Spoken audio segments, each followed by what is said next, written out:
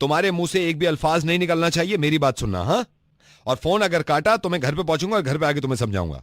एक बात बताओ, शर्म नहीं आती तुम्हें? किस बात के पैसे चाहिए तुम्हें दहेज में? और मैं कह रहा हूं अभी जुबान से एक लफ्ज मत निकालना, वरना मुझसे बुरा कोई होगा नहीं। शादी अगर होगी तुम्हारी तो दहेज में पैसे मिले तुम्हें, ये तुम्हारी ख्वाहिश है।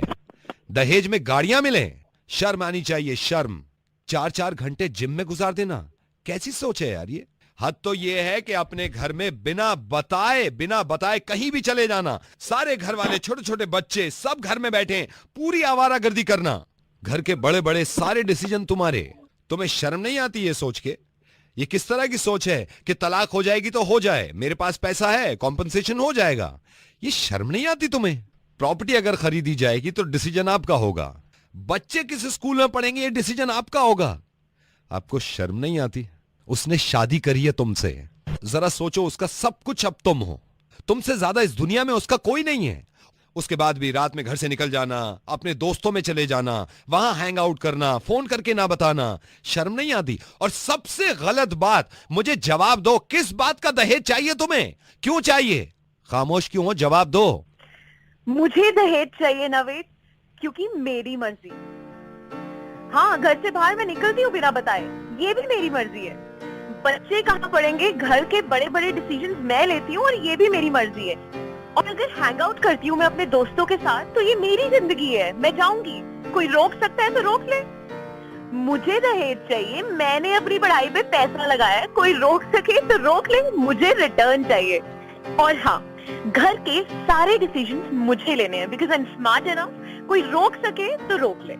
और हाँ, तलाक हो जाए तो हो जाए, मेरे पास इतना पैसा है कि कॉम्पनसेशन चाहिए तो ले ले मुझसे। मुझे अपने आप को फिट रखना है, तो मैं गुजारती हूँ 4 घंटे जिम में, कोई रोक सके तो रोक ले। मैं आपको नाम से भी नहीं बुलाना चाहता, क्योंकि नाम नहीं, मैं पहचान बताना चाह रहा हूँ दुनिया को। अफसोस की बात पता है क्या है? हाँ? जब आपने फोन उठाया था और जब तक आपकी आवाज नहीं आई थी, ये जितने सुन रहे हैं, मुझे बड़े अफसोस की बात है कि 90% लोगों को ये लगा कि मैं एक लड़के को समझा रहा हूँ। पता नहीं क्यों हमारी ज़हनियत ऐसी बनी हुई है कि दहेज सिर्फ लड़का ही मांग सकता है। पता नहीं क्यों हमारी ज़हनियत ऐसी बनी हुई है कि रात को घर से बाहर लड़का ही जा सकता है ना? पूरा यकीन है कि जब तक आवाज नहीं सुनी थी आपको ये लग रहा था कि एक मैं लड़के से बात कर रहा हूँ। क्यों? बिल्कुल। ये किसी ने ये डिसाइड तो नहीं कर दिया है कि ये सारे लड़के ही काम करते हैं। ये लड़कियों के भी काम है और लड़कियों के काम ज्यादा बेहतर लगते हैं मुझे।